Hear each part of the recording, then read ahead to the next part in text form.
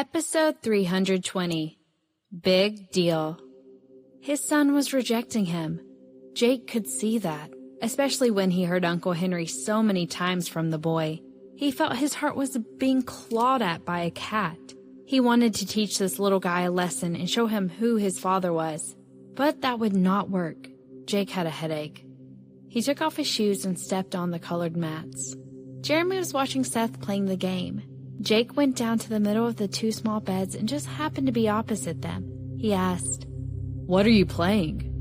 "New game. I don't know what the name is," Seth replied, fighting the monster. "He soon died," he said in a dejected voice. "It's too difficult to kill this big boss. I've been dead many times. Let me." Jeremy took the phone and started to fight the monster, but after a while, he was killed twice and tossed the phone away. "It's too hard. I give up." The mobile phone just happened to land in front of Jake, who picked it up and tapped to start again. Wah! Wah!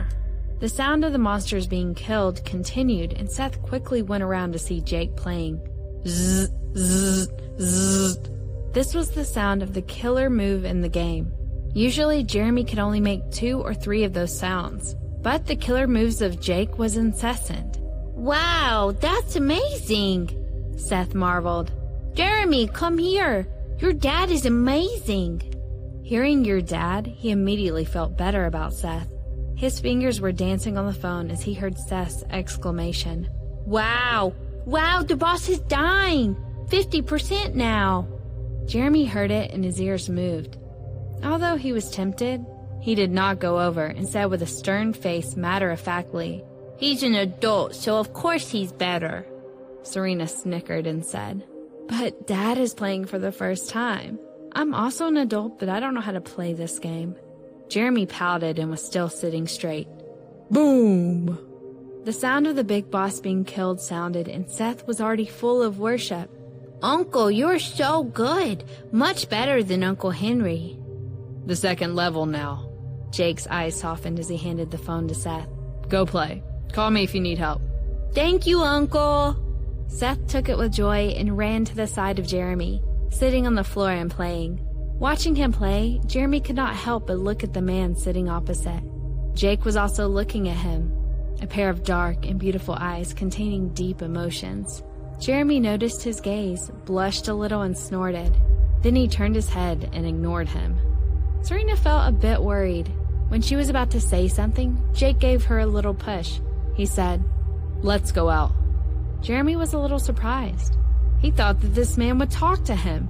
Didn't he want himself to be forgiven? Why not talk to him? Jeremy felt a little angry.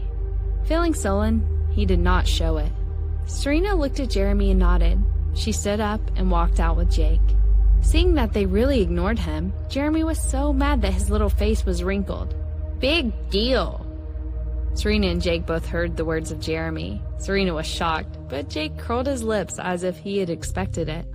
"You're not going in and talking to him?" This was the first time she had seen this little guy so irritated. Obviously, it was because of Jake. If he didn't go in at this time, would the little guy hate him even more?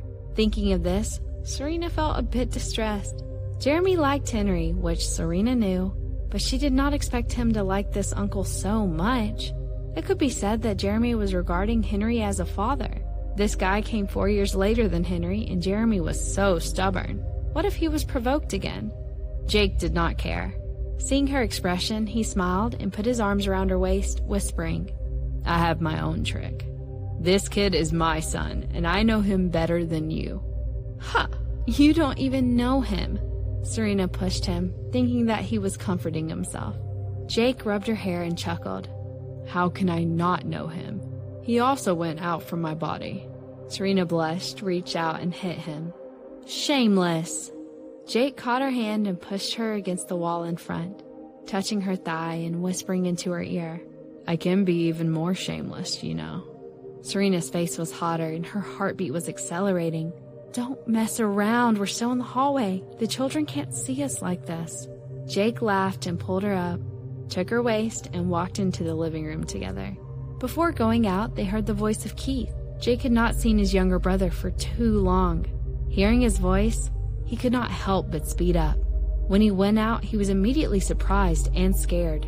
Carson and Alex were also in the living room. It seemed that they had just arrived. Noticing the noise in the back, Carson and Alex turned their heads and looked over. Alex was dumbstruck as if he had seen a ghost, and Carson was also dazed. Looking at Serena's smile, he felt incredulous. Alex immediately walked to Jake, reached out to touch him, and shouted, "God, you're alive!" Serena and even Jake couldn't help but smile. He said, "Big brother, father, little brother, I'm back." The familiar voice, familiar look, just a lot thinner. Alex laughed loudly and spread his arms to hug him. Ecstatic, he said with a cheer, "My brother, it's really you!" Carson saw everything and walked in the direction of Jake with his military hat in his hand. His eyes were a little red.